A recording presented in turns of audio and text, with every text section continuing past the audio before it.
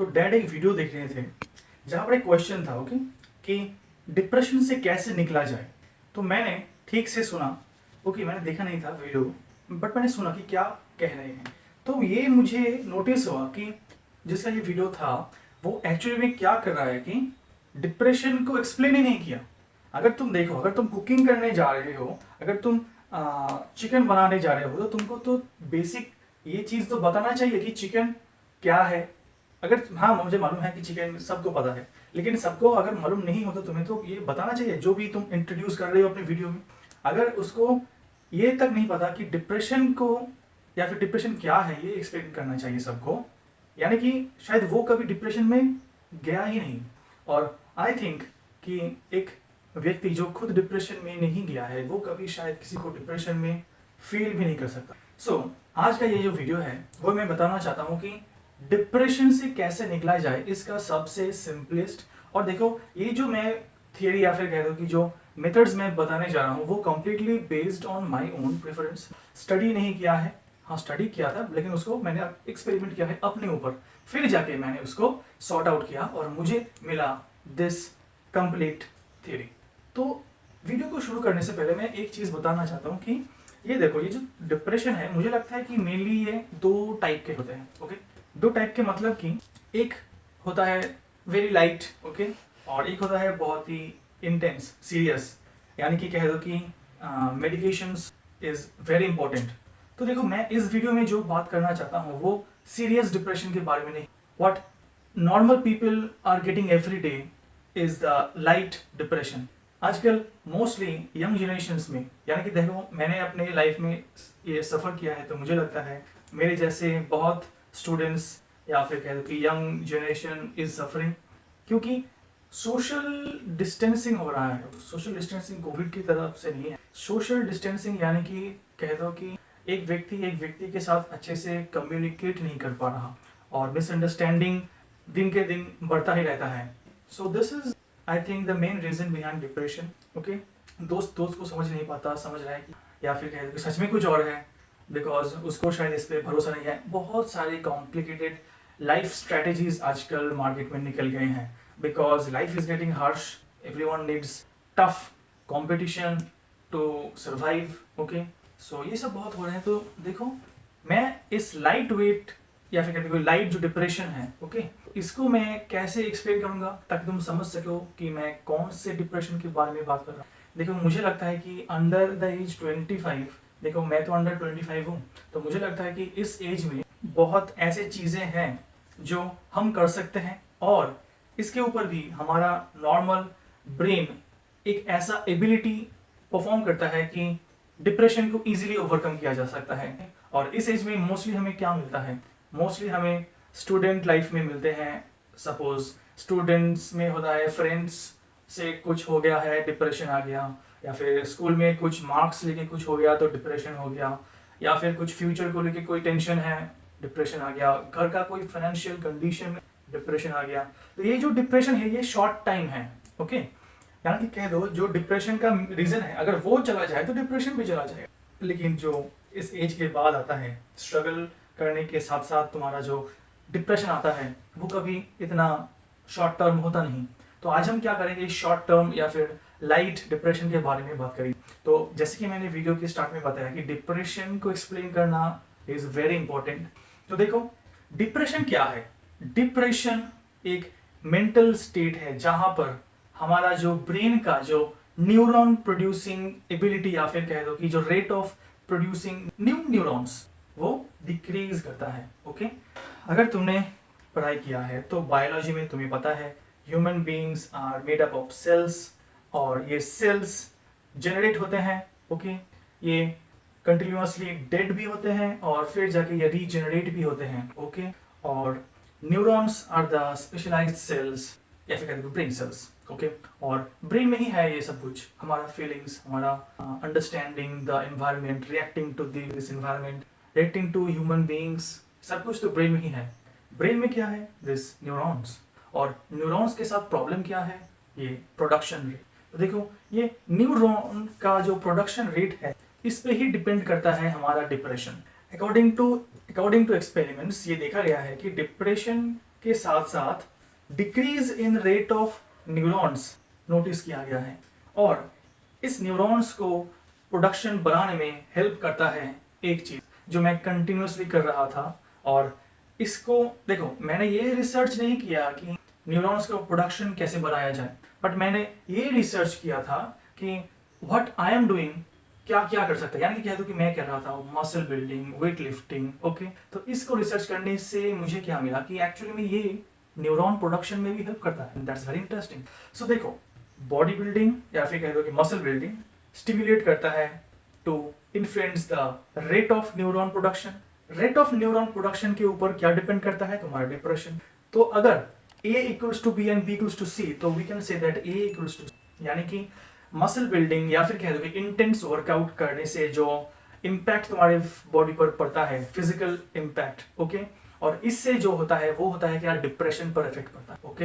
यानी कि muscle building या फिर intense workout equals to effect on your depression. ये था मेरा complete knowledge about all my this video, okay. इस वीडियो में जो भी बात करना चाहता हूँ स्टार्टिंग में ही मैंने सब कुछ दे दिया, और अगर तुम इसको कंटिन्यू करना चाहते हो, देखना चाहते हो, समझना चाहते हो डीपली, तो समझो। तो देखो, अब आ रहा है कि ये मेंटल स्टेट या फिर ये depression, okay. Depression, short term depressions, ये जो मैंने कहा था कि अर्ली 25 या फिर उससे बिलो जो होता है उस एज में, क्यों मैंने ये कहा मसल बिल्डिंग। देखो, मुझे लगता है कि अंडर 25 या फिर कह दो कि उससे ऊपर भी हो सकता है, लेकिन मुझे लगता है कि अंडर 25 जो है ब्रेन कंडीशन, वहां पर न्यूरॉन को इन्फ्लुएंस करना, न्यूरॉन प्रोडक्शन को इन्फ्लुएंस करना with intense workout is very easy, okay. क्योंकि मुझे रिजल्ट्स मिले थे एक्चुअली में कह दो 2 to 3 weeks, okay. 2 to 3 weeks भी नहीं, एक्चुअली 1 वीक। क्योंकि जब तुम इंटेंस वर्कआउट करोगे ना, क्योंकि इंटेंस वर्कआउट क्या है अगर तुम्हें नहीं पता तो मैं तुम्हें थोड़ा फीलिंग देता हूँ। इंटेंस वर्कआउट का मतलब है तब तक करो जब तक तुम्हें लगता है कि मैंने अपना 100% से ज्यादा दे दिया, ओके।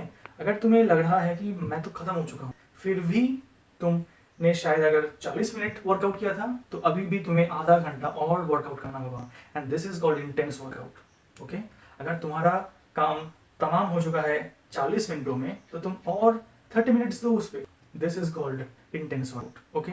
और बॉडी बिल्डिंग के मोस्ट वर्कआउट्स में ये ऑब्वियस है, ओके। क्योंकि तुम्हें पहले क्या करना होता है, तुम्हें लाइट कार्डियो करना पड़ता है, फिर जाके तुम्हें वार्म अप करना पड़ता है, फिर जाके तुम्हें मेन वर्कआउट करना पड़ता है, और फिर जाके तुम्हें थोड़ा सा और लाइट वेट कार्डियो करना पड़ता है।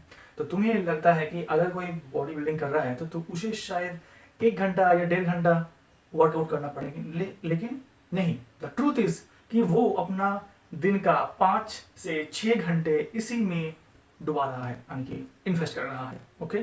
कैसे कर रहा है? क्योंकि देखो, जब से वो उठा है या फिर जब से उसका टाइम हुआ है तब से उसने क्या किया, वार्म अप किया, कार्डियो किया, मिड्स में जाके रेस्ट किया, कोई सप्लीमेंट्स लिए, कोई फूड इनटेक किया, फिर जाके एक्सरसाइज किया, मेन वर्कआउट किया, फिर जाके और रेस्ट लिया, ताकि लास्ट जो कार्डियो है उसको किया जाए। और कार्डियो क्यों चाहिए? To increase the circulation, nutrition को सर्कुलेट करने के लिए कार्डियो चाहिए, सिंपल थिंग।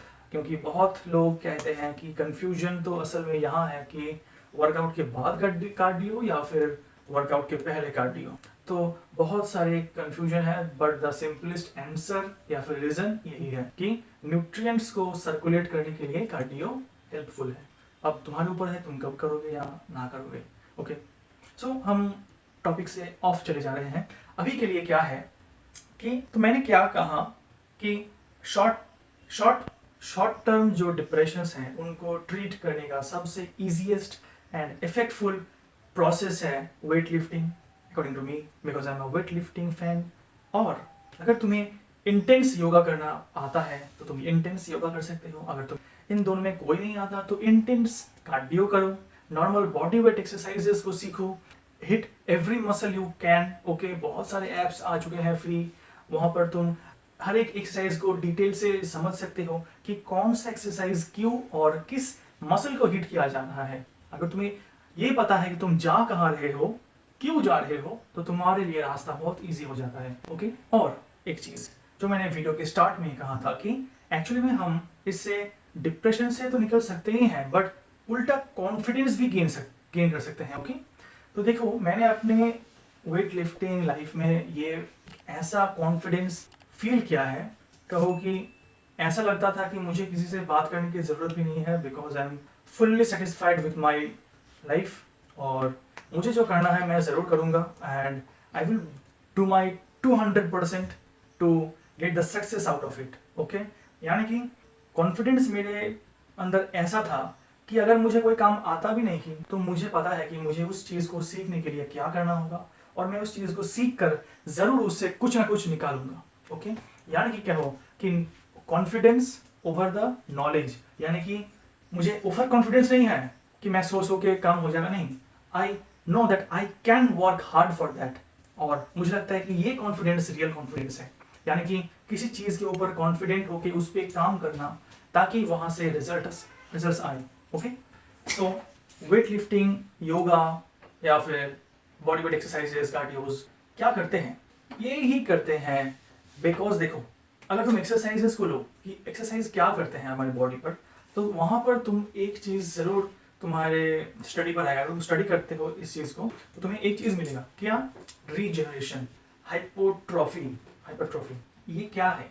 ये यही है कि एक सेल जब टूटता है, जब एक्सरसाइज करने से एक सेल टूटता है। ओके, हमारे मसल्स कैसे हैं? समझो कि एक केबल है जहाँ पर बहुत छोटे छोटे पतले पतले तार हैं, और जब एक लोड पड़ता है एक सिंगल तार कट जाता है, वो हमारा एक मसल सेल था, वो जब कट जाता है उसको रिपेयर किया जाता है, और जब रिपेयर किया जाता है वो अपना ओरिजिनल साइज लूज करता है और ज़्यादा मोटा हो जाता है, और ऐसे ही वो स्ट्रॉन्गर हो जाता है। तो ये जो रीजनरेशन प्रोसेस है ये सिर्फ हमारे मसल्स पे इम्पैक्ट नहीं करता, ये हमारे ब्रेन्स पर भी इम्पैक्ट करता है। Okay, and that's how neuron production is increased, और न्यूरॉन प्रोडक्शन जितना इंक्रीज होगा हमारा ब्रेन फंक्शनिंग उतना अच्छा होगा। ओके, मसल माइंड कनेक्शन, ये सब कुछ तुम्हें मिलेगा जब तुम इस चीज़ को लेकर स्टडी करोगे। तो इन सब से होता क्या है कि तुम्हारा ब्रेन रिस्पॉन्सिव होता है, और जब तुम्हारा एक फिजिकल वर्कआउट होता है तब तुम्हें एक सेटिस्फैक्शन मिलता है, और एक सेटिस्फैक्शन, एक न्यूरॉन प्रोडक्शन में इंक्रीज पाना, ये सब कुछ एक्चुअली में तुम्हें कॉन्फिडेंस देता है। डिप्रेशन को तुम भूल जाते हो, क्योंकि तुम्हें याद करने की ज़रूरत भी नहीं है कि तुम्हें डिप्रेशन था, वो ऑटोमेटिकली चला जाएगा। और मैंने अपने डिप्रेशन से जो फील किया है, मैं तो भूल ही गया था एक्चुअली में कि कुछ ऐसा कंडीशन था, या फिर क्या मेरा दिमाग काम नहीं करता था, सुन पड़ जाता था, कभी कभी मैं सोच नहीं पाता था, एक चीज़ के ऊपर अगर डिप्रेस्ड हो जाता हूँ तो उससे निकल नहीं पाता था। तो ऐसी जगह पर मुझे ये वेट लिफ्टिंग या फिर exercise consistency over the workouts बहुत मुझे हेल्प मिला, और मुझे लगता है कि ये जो वीडियो मेरे पापा देख रहे थे कि डिप्रेशन से कैसे निकला जाए, इसका कोई आंसर नहीं है, बिकॉज अगर तुम्हें ये पता है कि डिप्रेशन क्या है, और इस डिप्रेशन का जो रीज़न है decrease in rate of production of neurons, अगर हम इसको समझेंगे और अगर हम इसको भी समझेंगे कि कैसे ये इंक्रीज किया जाता है, तो आई थिंक किसी को ये बताने की ज़रूरत नहीं है कि कैसे डिप्रेशन से निकला जाए, क्योंकि जो सीरियस डिप्रेशन हैं वो तो एंटी डिप्रेसेंट से ही निकलेंगे। So this is the best and most effective theory in getting out of depression according to me and my life. So मैंने ये शेयर किया because I think most of us needed this. और देखो, हम सब में एक फिजिकल पावर होता है, लेकिन हमने कभी इसको अप्लाई नहीं किया है, राइट? क्योंकि हमको सब कुछ इजीली चाहिए, and that's the nature of human beings. Okay, human beings या फिर कहते हैं ह्यूमन ब्रेन, तो ये क्या करता है कि हमको सबसे स्टेबल कंडीशन में रखने की कोशिश करता है, यानी कि हमको सबसे अच्छे कंफर्ट जोन में रखने की कोशिश करता है, और जब हम इससे निकल नहीं पाते हम फंस जाते हैं, और ऐसे ही बहुत सारे डिजीजेस या फिर कह दो कि मेंटल कंडीशंस हमको पकड़ते रहते हैं, और उनमें एक है डिप्रेशन। क्योंकि हम जब काम नहीं करेंगे, फिजिकल स्ट्रेस नहीं देंगे अपने बॉडी के ऊपर, वो फिजिकल स्ट्रेस हमको मेंटल कंडीशन में कोई चेंज करने के लिए कोई इम्पैक्ट नहीं देगा, तब होगा ये सब चीज़ें, राइट? यानी कि काम ना करो और डिप्रेशन लो, यही होगा।